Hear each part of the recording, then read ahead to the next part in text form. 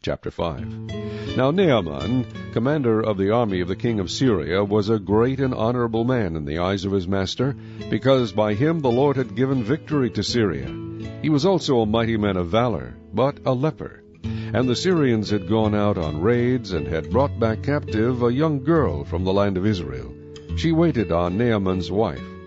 Then she said to her mistress, "If only my master were with the prophet who is in Samaria, for he would heal him of his leprosy." And Naaman went in and told his master, saying, "Thus and thus said the girl who is from the land of Israel." Then the king of Syria said, "Go now, and I will send a letter to the king of Israel." So he departed, and took with him 10 talents of silver, 6,000 shekels of gold, and 10 changes of clothing. Then he brought the letter to the king of Israel, which said, "Now be advised, when this letter comes to you, that I have sent Naaman my servant to you, that you may heal him of his leprosy." And it happened, when the king of Israel read the letter, that he tore his clothes and said, "Am I God, to kill and make alive, that this man sends a man to me to heal him of his leprosy?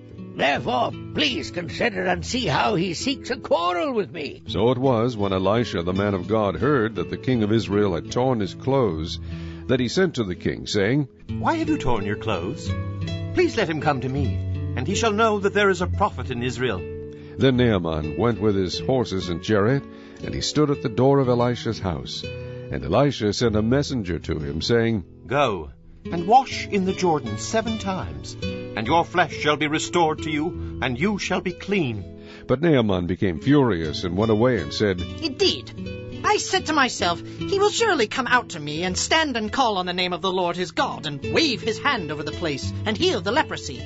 Are not the Abana and the Pharpar, the rivers of Damascus, better than all the waters of Israel? Could I not wash in them and be clean?" So he turned and went away in rage. And his servants came near and spoke to him, and said, "My father, if the prophet had told you to do something great, would you not have done it? How much more then, when he says to you, 'Wash and be clean'?" So he went down and dipped 7 times in the Jordan, according to the saying of the man of God. And his flesh was restored like the flesh of a little child, and he was clean.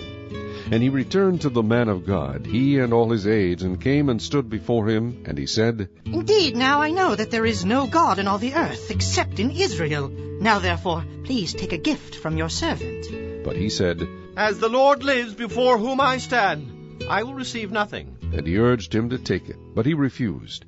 So Naaman said, "Then if not, please let your servant be given 2 mule loads of earth. For your servant will no longer offer either burnt offering or sacrifice to other gods, but to the Lord. Yet in this thing may the Lord pardon your servant, when my master goes into the temple of Rimmon to worship there, and he leans on my hand, and I bow down in the temple of Rimmon.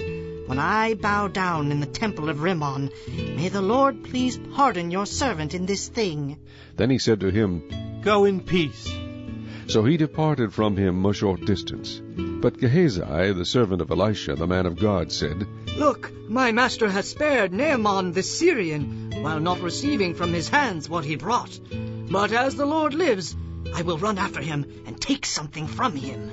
So Gehazi pursued Naaman. When Naaman saw him running after him, he got down from the chariot to meet him, and said, "Is all well?" And he said, "All is well. My master has sent me, saying, 'Indeed, just now 2 young men of the sons of the prophets have come to me from the mountains of Ephraim.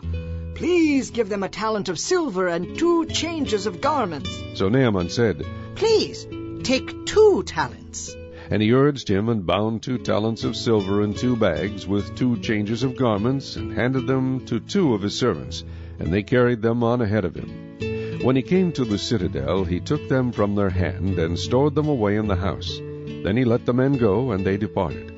Now he went in and stood before his master. Elisha said to him, "Where did you go, Gehazi?"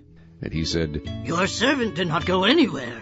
Then he said to him, "Did not my heart go with you when the man turned back from his chariot to meet you? Is it time to receive money and to receive clothing, olive groves and vineyards, sheep and oxen, male and female servants? Therefore the leprosy of Naaman shall cling to you and your descendants forever." And he went out from his presence leprous, as white as snow.